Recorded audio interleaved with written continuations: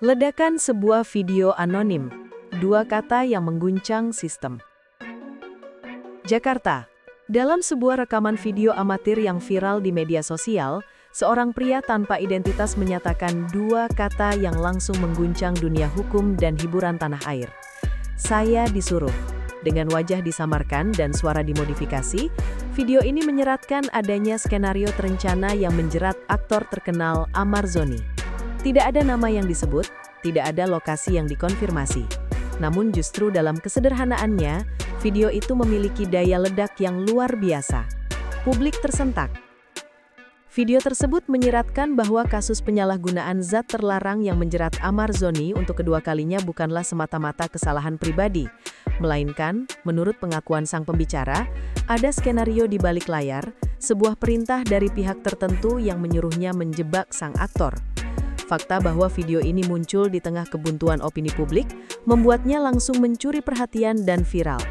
Dalam hitungan jam, tagar #saya disuruh menjadi topik teratas. Ini bukan lagi gosip liar atau teori konspirasi yang biasa beredar di forum daring. Video tersebut telah memaksa semua pihak untuk melihat ulang kasus Zoni, dari sebuah tragedi individu menjadi potensi rekayasa hukum.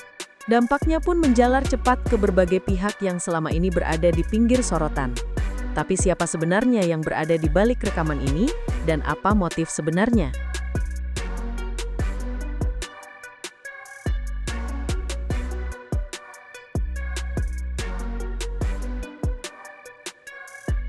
Netizen jadi detektif, era baru investigasi digital. Munculnya video anonim tersebut juga membuka bab baru dalam keterlibatan publik terhadap kasus hukum. Netizen tak lagi pasif, menonton atau berkomentar. Mereka kini berperan aktif sebagai detektif online. Video itu dipelajari frame demi frame. Intonasi, gerak tubuh, hingga kualitas pencahayaan pun dianalisis. Mereka menyusun timeline, menyandingkan tanggal pernikahan, perceraian, dan penangkapan.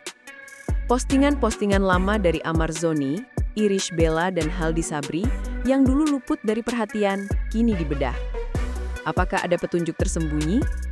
Apakah ada motif yang bisa ditarik dari caption lama? Proses cocoklogi ini memang tak ilmiah, namun memiliki efek yang sangat nyata. Tekanan publik meningkat. Apa yang dulu hanya dibicarakan dalam grup WA atau forum gosip, kini menjadi percakapan serius di platform besar. Inilah kekuatan opini publik yang terkonsolidasi. Mereka memaksa kasus ini untuk dilihat ulang, bukan hanya sebagai drama selebritas, tapi sebagai potensi kegagalan sistem hukum. Dan itu adalah tekanan yang tak bisa diabaikan pihak berwajib. Polisi angkat bicara, dari video viral ke penyelidikan resmi. Setelah tekanan publik meningkat secara masif, pihak kepolisian akhirnya angkat suara. Dalam pernyataan resminya, aparat penegak hukum menyatakan bahwa mereka tidak mengabaikan keberadaan video viral "saya disuruh".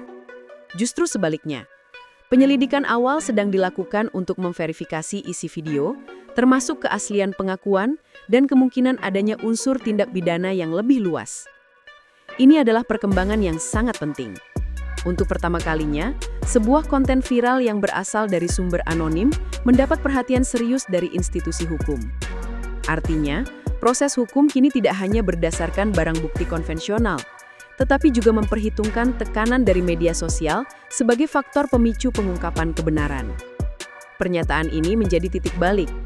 Kini apa yang tadinya hanya spekulasi warganet telah naik kelas menjadi objek penyelidikan resmi.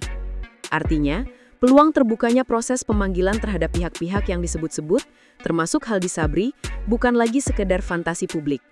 Ini nyata. Dalam sejarah hukum kita, jarang ada kasus selebritas yang begitu cepat berubah dari drama ke tragedi hukum nasional. 3 motif yang menghantui kasus ini: uang, dendam, reputasi. Dalam proses investigasi, selalu ada satu pertanyaan penting: apa motifnya? Dalam kasus Amar Zoni ini, muncul 3 poros motif yang paling banyak diperbincangkan oleh pengamat dan publik. Pertama adalah uang. Spekulasi menyebut bahwa sang pria dalam video, yang diduga adalah eksekutor lapangan, menerima bayaran puluhan juta rupiah. Bila benar, artinya ini bukan tindakan impulsif. Ini adalah operasi berbayar. Artinya, ada pihak dengan sumber daya cukup besar yang ingin memastikan rencana ini berjalan sesuai skenario. Motif kedua adalah dendam. Beberapa netizen dan analis sosial berpendapat bahwa drama rumah tangga di balik layar jauh lebih kompleks dari yang terlihat. Perceraian, perebutan hak asuh, atau penghinaan pribadi bisa menjadi pemicu dari rencana besar ini. Dendam, bila dikombinasikan dengan rasa berkuasa, bisa menjadi campuran mematikan dalam dinamika konflik antar individu. Motif terakhir dan paling sensitif adalah reputasi. Dalam industri hiburan, citra adalah segalanya. Reputasi bersih menentukan kontrak kerja, iklan, hingga simpati publik. Ada dugaan bahwa Amar Zoni dianggap sebagai bayangan masa lalu yang terus mengganggu brand keluarga baru yang sedang dibangun. Jika benar ada upaya untuk membersihkan nama dengan cara menjatuhkan Zoni, maka ini bukan lagi soal citra. Ini soal prinsip kemanusiaan yang dilanggar secara terang-terangan. Antara realita dan rekayasa, bisakah sistem hukum dibeli? Setelah berbagai informasi muncul ke permukaan, pertanyaan besar pun bergema di ruang publik.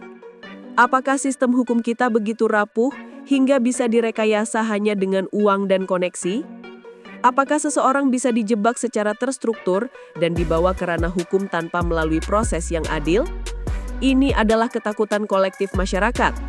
Jika seorang figur publik saja bisa diatur untuk terlihat bersalah, bagaimana nasib masyarakat biasa yang tak memiliki eksposur media?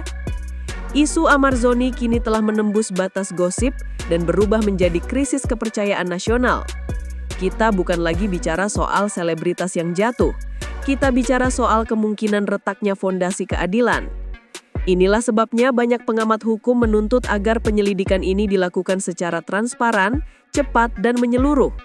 Bukan sekedar klarifikasi di konferensi pers, tapi langkah nyata yang bisa memulihkan kepercayaan publik terhadap institusi penegak hukum.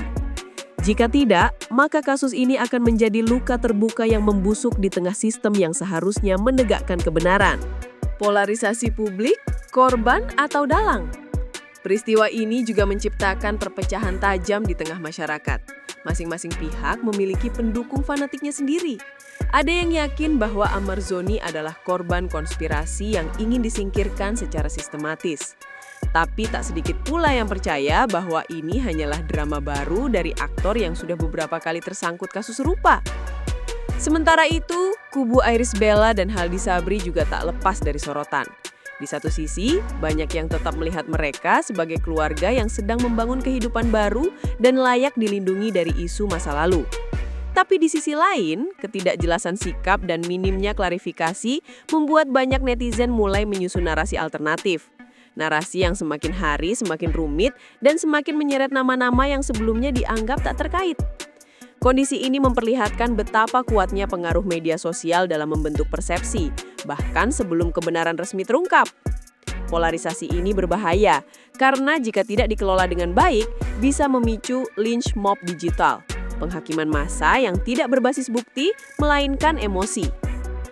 Apa yang ditunggu publik? Kebenaran atau klarifikasi? Kini, satu-satunya hal yang benar-benar dinantikan publik bukanlah drama lanjutan atau saling serang di media sosial. Yang dinanti adalah kebenaran, bukan klarifikasi samar yang dibungkus bahasa diplomatis, tetapi fakta yang transparan, lengkap, dan bisa diverifikasi. Apakah benar ada yang menyuruh? Siapa? Apa tujuannya? Dan bagaimana cara skenario itu dijalankan? Jika video saya disuruh terbukti sahih dan isi pengakuan itu bisa diverifikasi, maka kita sedang menghadapi salah satu skandal hukum terbesar yang pernah terjadi di dunia selebritas Indonesia. Tapi jika ternyata tidak terbukti, maka kita perlu refleksi mendalam tentang bahaya asumsi dan kekuatan destruktif media sosial. Di akhir semua ini, publik hanya menginginkan satu hal, keadilan. Untuk Amar Zoni, untuk siapapun yang terlibat, dan untuk sistem hukum yang kini tengah diuji kekokohannya. Drama ini belum berakhir, tapi harapan terbesar publik sederhana.